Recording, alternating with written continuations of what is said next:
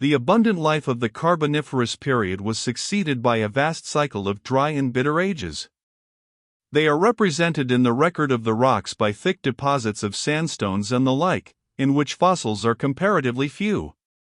The temperature of the world fluctuated widely, and there were long periods of glacial cold.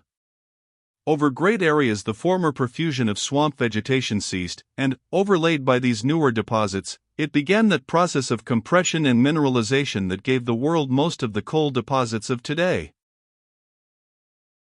But it is during periods of change that life undergoes its most rapid modifications, and under hardship that it learns its hardest lessons. As conditions revert towards warmth and moisture again, we find a new series of animal and plant forms established. We find in the record the remains of vertebrate animals that laid eggs which, instead of hatching out tadpoles which needed to live for a time in water, carried on their development before hatching to a stage so nearly like the adult form that the young could live in air from the first moment of independent existence. Gills had been cut out altogether, and the gill slits only appeared as an embryonic phase.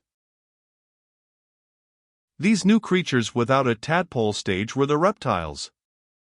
Concurrently, there had been a development of seed-bearing trees, which could spread their seed, independently of swamp or lakes. There were now palm-like cycads and many tropical conifers, though as yet there were no flowering plants and no grasses. There was a great number of ferns. And there was now also an increased variety of insects. There were beetles, though bees and butterflies had yet to come.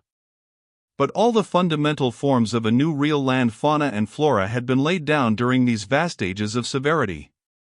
This new land life needed only the opportunity of favorable conditions to flourish and prevail.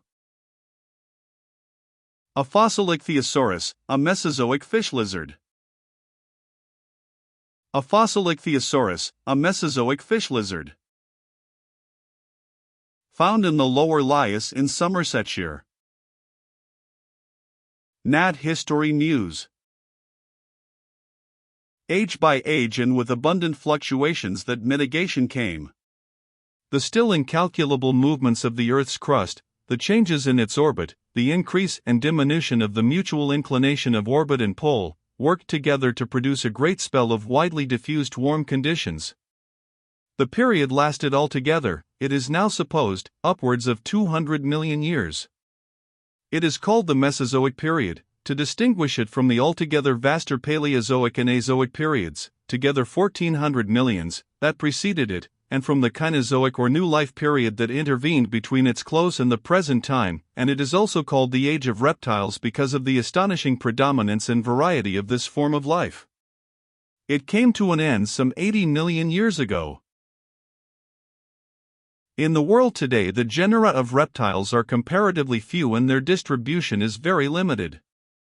They are more various, it is true, than are the few surviving members of the order of the amphibia which once in the Carboniferous period ruled the world. We still have the snakes, the turtles and tortoises, the chelonia, the alligators and crocodiles, and the lizards.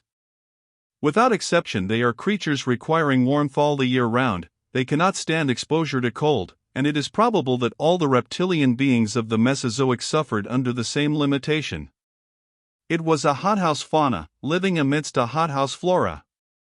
It endured no frosts. But the world had at least attained a real dry land fauna and flora as distinguished from the mud and swamp fauna and flora of the previous heyday of life upon Earth. A pterodactyl. A pterodactyl. Nat History News. All the sorts of reptile we know now were much more abundantly represented then, great turtles and tortoises, big crocodiles and many lizards and snakes, but in addition there was a number of series of wonderful creatures that have now vanished altogether from the earth. There was a vast variety of beings called the dinosaurs. Vegetation was now spreading over the lower levels of the world, reeds, brakes of fern and the like, and browsing upon this abundance came a multitude of herbivorous reptiles, which increased in size as the Mesozoic period rose to its climax. Some of these beasts exceeded in size any other land animals that have ever lived, they were as large as whales. The Diplodocus carnegii, for example, measured 84 feet from snout to tail, the Gigantosaurus was even greater, it measured 100 feet. Living upon these monsters was a swarm of carnivorous dinosaurs of a corresponding size.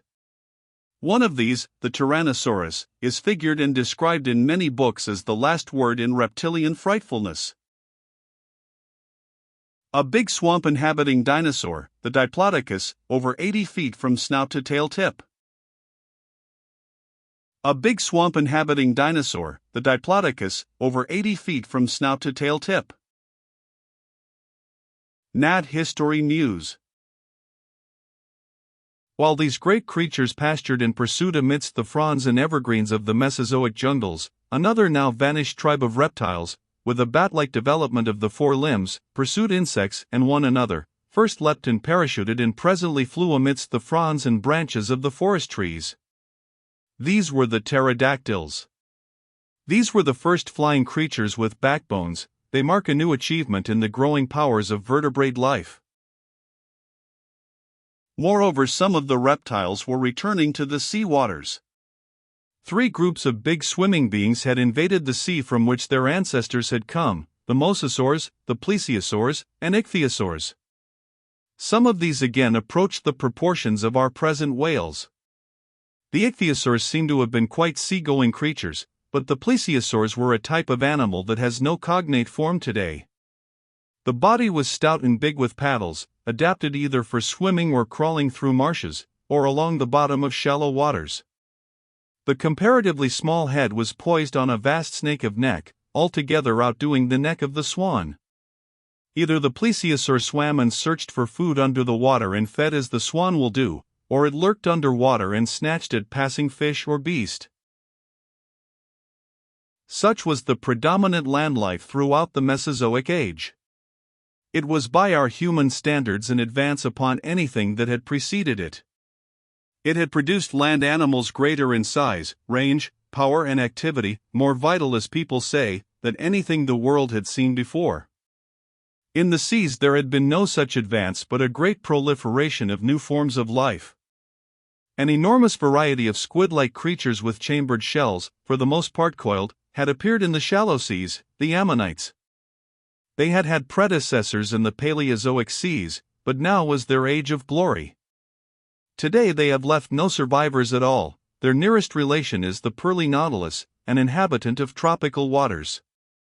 And a new and more prolific type of fish with lighter, finer scales than the plate-like and tooth-like coverings that had hitherto prevailed, became and has since remained predominant in the seas and rivers.